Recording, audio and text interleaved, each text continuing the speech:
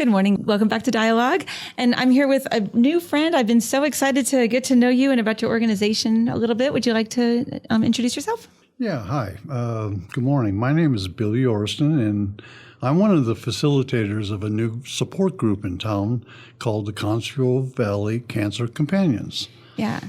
I've been super excited to get to learn more about your organization because, I know personally, I know 3 people who have cancer, and I know a lot of people who have, friends and other family members who also, have cancer. So it's not like there's a limited number of people to help. And so I've been really interested to learn more about Cancer Companions and find out what you all do for the community.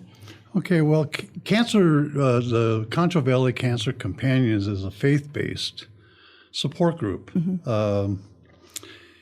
The facilitators in the program right now are basically, we're all cancer patients, and except for one that's a caregiver facilitator. But we're all there. Right. We know what it's like to hear that word when the doctor says cancer, or the big C, yeah, as some refer to it. And one of the things that seems to happen is that becomes the center of your life. It takes over. It's vicious. It robs you. Priorities change. Everything changes. And with a faith-based group, what you come back to is putting Christ back as the center of your life. And cancer just becomes one of those other things that's happening in your life, but it's a much better way to deal with it. Yeah, I think that's just so beautiful because, like you said, I know that when somebody, gets a diagnosis, like you said, it becomes the center of their life. And when you're only focusing on your illness, it's harder to heal from your illness, So I just feel like whether it's your faith or, your family or, whatever, when you've got something else to focus on, then you can still obviously, work on healing, but you can not make it everything you think about. One of the things that I've noticed with this type of a support group is you kind of get out of yourself. As soon as you have the need or the feeling that you need to pray for somebody else, help somebody else, let them know that they're not alone, that probably some of us have gone through the same thing they're going through. Yeah. As soon as you get out of yourself and your hand goes out to somebody else, yourself gets smaller, the cancer gets smaller, and life is just so much better. And it's about beautiful. Helping each other. Oh my gosh, that is beautiful. So tell me how you got started. Well, it started when I was in the hospital, when I was first diagnosed. And I immediately got on a tablet and started Googling, looking for support groups. And there is another wonderful support group in town, Shannon Oncology Group down there. They have a great support group. But it is in the cancer facility. And to my knowledge, it's not faith-based. Right. I kind of found a need in looking for groups, the type of group that I wanted to belong to, is I wanted a faith-based group. Sure. And so that's, I searched and I found it, and it was the Cancer Companions group is based out of St. Louis, Missouri. It's been in existence for, 10 or 15 years. It's in 26 states. San Angelo's first one in Texas. I cannot believe that. To be in the program, but should be all they over provide Texas. all of our materials and facilitator training. So all of us went to training for about 2 months. Oh wow! Not full time. For sure. But it's a nice long training though. It lasted around 2 months, but we needed to get trained, so we're doing the program correctly. For sure. It involves different devotionals.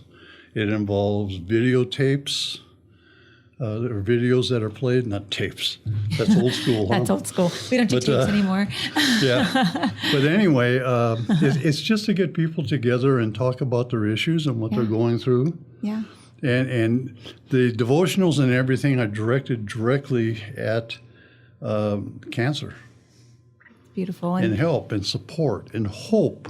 That's probably the most important thing is the hope. Well, that's the whole goal of the program, is to provide that element of hope in this cancer journey that we're in. Absolutely. Wow.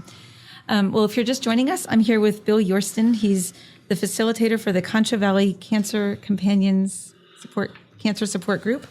We are talking about this amazing organization that's not new, but new to San Angelo.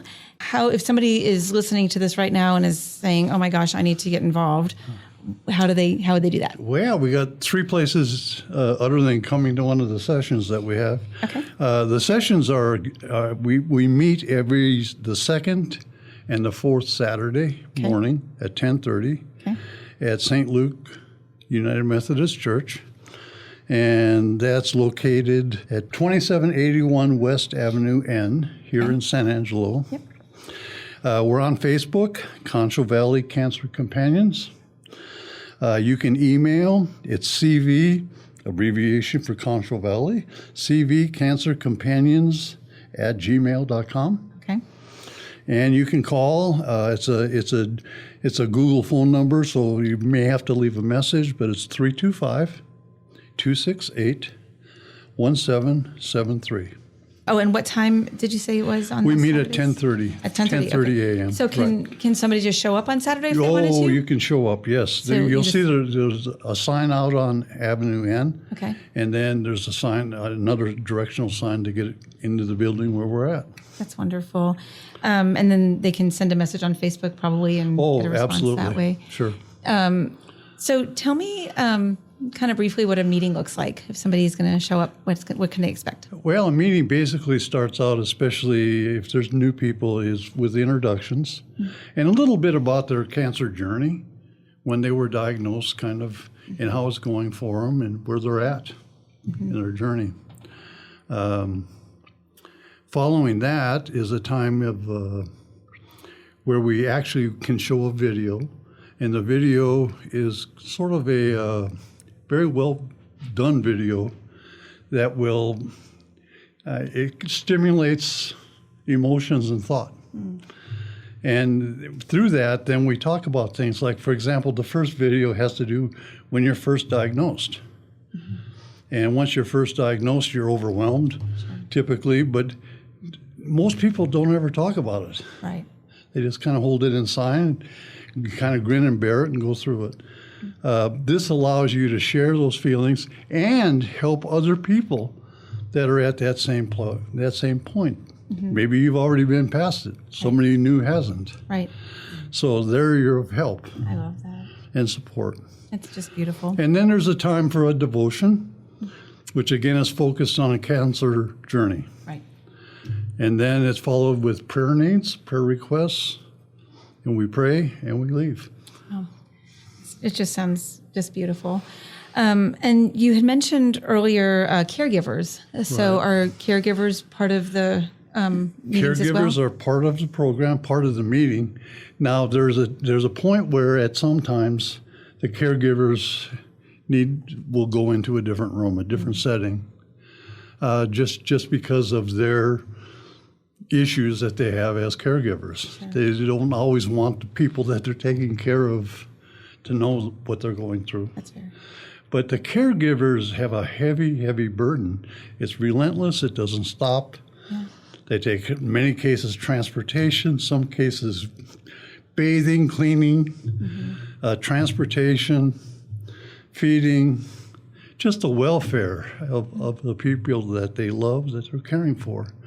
And they need a support group. Absolutely. They need help from other people that are caregivers. Right. What's their experience? How can I help? What can I suggest? Yeah. I would suspect that just like the cancer patient, the caregivers are going through the same types of emotions and have those needs for the supports as well. Yes, the very much the same journey. Right. It's just they don't have the cancer per se, but they're dealing with cancer. Right. They're walking alongside. It's alongside. And you know, that goes on 24 hours a day. Sure. Many of us don't rest well at night sometimes, depending on medications or chemotherapies or whatever it might be. Mm-hmm. We don't rest, we're up, we're disturbing them, they're trying to help. So they're just as fatigued as we are. Right. In many cases. So very, very similar journey. Yeah.